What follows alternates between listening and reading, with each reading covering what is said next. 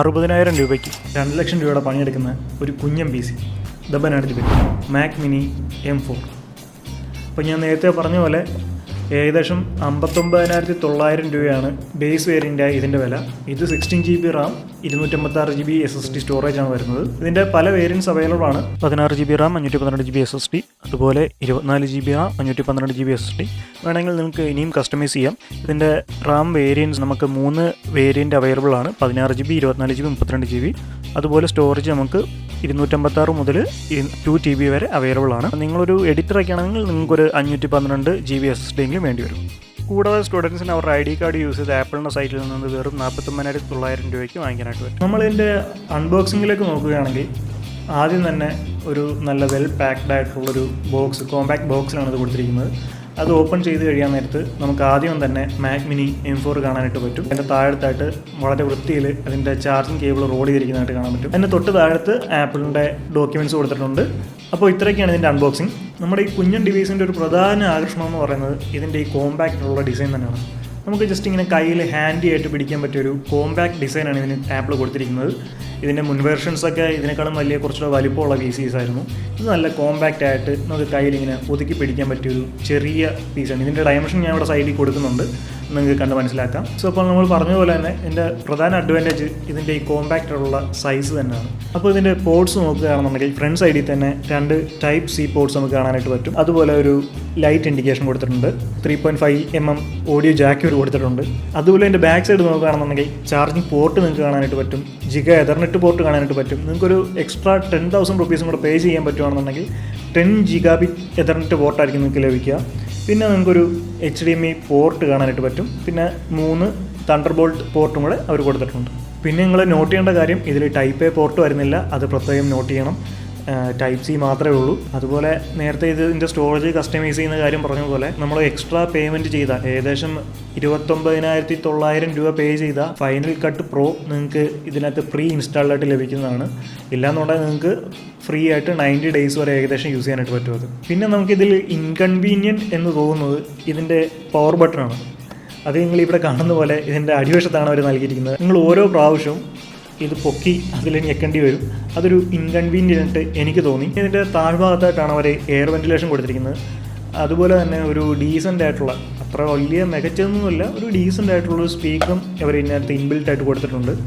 അത്യാവശ്യം sound quality ഉണ്ട്, വലിയ കുഴപ്പമില്ലാത്തൊരു സ്പീക്കറാണ്. അങ്ങനെ എക്സ്ട്രാ നമ്മുടെ പ്രോ പോലെ അങ്ങനെ ഒരു ഡോൾബി സൗണ്ടൊന്നും നമുക്ക് പ്രതീക്ഷിക്കേണ്ട, ഒരു നോർമൽ ഡീസൻ്റ് ആയിട്ടൊരു സ്പീക്കറും ഇവർ നൽകിയിട്ടുണ്ട് ഇതിൽ.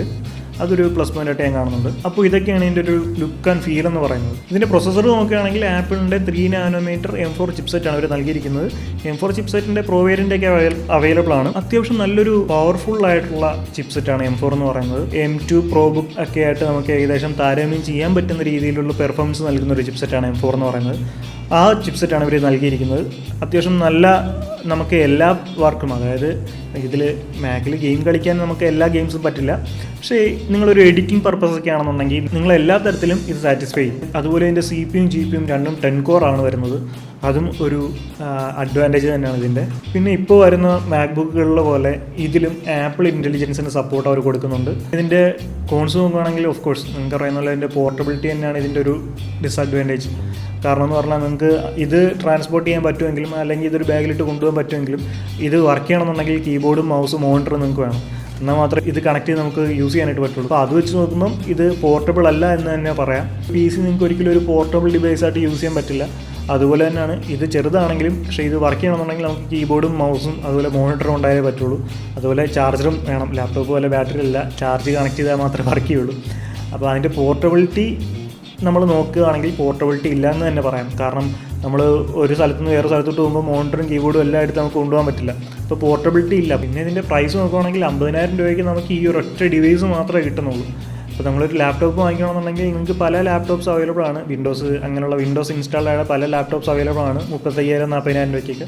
പക്ഷേ നിങ്ങളൊരു പ്രോ എഡിറ്ററൊക്കെ ആണെന്നുണ്ടെങ്കിൽ നിങ്ങൾക്ക് അത് വാങ്ങിച്ചിട്ട് കാര്യമില്ല. നിങ്ങൾക്ക് ഒരു ആപ്പിളിൻ്റെ ഡിവൈസ് ആയിരിക്കും ഏറ്റവും ബെറ്റർ ആയിട്ട് വാങ്ങിക്കാൻ പറ്റുക. ഇല്ലാന്നുണ്ടെങ്കിൽ ഒരു വിൻഡോസ് PC കാര്യങ്ങളൊക്കെ വാങ്ങിക്കുകയാണെങ്കിലും നിങ്ങൾക്ക് ഇത് വാങ്ങിക്കുന്ന ഒരു സെയിം റേറ്റ് തന്നെ ആവും. പക്ഷേ ഈ 56,000 രൂപയ്ക്ക് നമ്മൾ ഇത് വാങ്ങിച്ചു കഴിഞ്ഞാൽ ഇതിൻ്റെ കൂടെ മോണിറ്ററും കീബോർഡും ഉള്ള ഒരാൾക്കാണെന്നുണ്ടെങ്കിൽ അതൊരു പ്രശ്നമല്ല. പക്ഷേ കീബോർഡ് ശ്രദ്ധിക്കുക, ആപ്പിൾ കോമ്പാക്റ്റബിൾ ആയിട്ടുള്ള കീബോർഡ് മാത്രമേ ഇത് സപ്പോർട്ട് ചെയ്യുള്ളൂ. നോർമൽ കീബോർഡ് ആണെങ്കിൽ നിങ്ങൾക്ക് ടൈപ്പ് ചെയ്യാനൊന്നും കുഴപ്പം കാണില്ല. പക്ഷേ ഇതിൻ്റെ ചില കീസ് നിങ്ങൾക്ക് അതിൽ വർക്ക് ചെയ്യണമെന്നില്ല. അപ്പം ഇതിൻ്റെ ഒരു കോമ്പാക്റ്റബിൾ ആയിട്ടുള്ള കീബോർഡ്സ് വാങ്ങണം. ഇതിപ്പോൾ ആപ്പിളിൻ്റെ കീബോർഡ്സൊക്കെ നോക്കുവാണെങ്കിൽ ഏകദേശം സ്റ്റാർട്ടിംഗ് പ്രൈസ് എന്ന് പറയുന്നത് 14,000 രൂപയായിരിക്കും.